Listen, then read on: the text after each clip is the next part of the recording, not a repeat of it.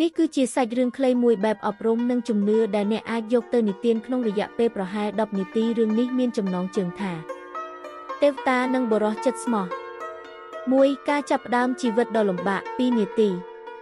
កាលពីព្រេងនាយមានបុរសម្នាក់ឈ្មោះសុកគាត់ជាអ្នកកាប់អុសដ៏ក្រីក្រម្នាក់ដែលរស់នៅក្នុងខ្ទមតូចមួយក្បែរជើងភ្នំទោះបីជាគាត់ក្រតែសុកជាមនុស្សមានចិត្តបុណ្យនិងតែងតែជួយយកអាសានិងអតីតជានិច្ចរៀងរាល់ព្រឹកសុកតែងតែសំពះបួងសួងដល់ទេវតាថែរក្សាព្រៃភ្នំសូមឲ្យលោកជួយថែរក្សាសត្វលោកនិងសូមត្រឹមតែអស់មួយបាច់ដើម្បីដូរយកអង្គរហូបប៉ុណ្ណោះ2ឧបសគ្គនិងការសាកល្បង3នាទី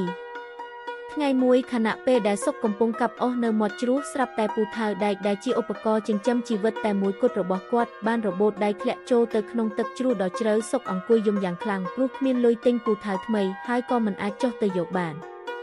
រំពេចនោះពន្លឺពណ៌មាសមួយបានជិះជុំវិញមាត់ទឹកហើយទេវតាមួយអង្គបានបង្ហាញខ្លួនទេវតាសួរដោយសំឡេងស្រទន់ថាម្នាបុរសដ៏ល្អតើហេតុអ្វីបានជាអ្នកយំសោកយ៉ាងនេះសុកក៏រៀបរាប់តាមដំណើររឿងទេវតាញឹមរួចក៏មុជចុះទៅក្នុងទឹកមួយសន្ទុះក្រោយមកទ្រង់ងើបឡើងវិញដោយកាន់ពូថៅមាសមួយហើយសួរថាតើពូថៅមាសនេះជារបស់អ្នកឬ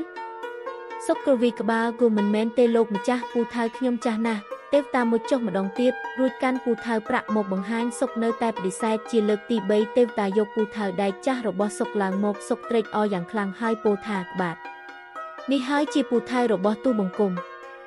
3រង្វាន់ពីទេវតា2នាទី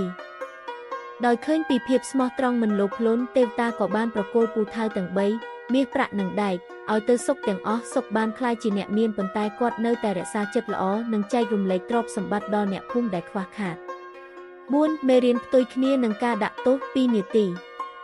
ដំណឹងនេះបានឬដល់ត្រចៀកបុរសម្នាក់ទៀតឈ្មោះចៅឡូដែលជាមនុស្សលោភលន់ចៅឡូបានធ្វើពុតជាជ្រុះពូថៅចូលទឹករួចអង្គុយយំចាំទេវតានៅពេលទេវតាយកពូថៅមាសមកបង្ហាញចៅឡូស្រែកភ្លាមថាបាទ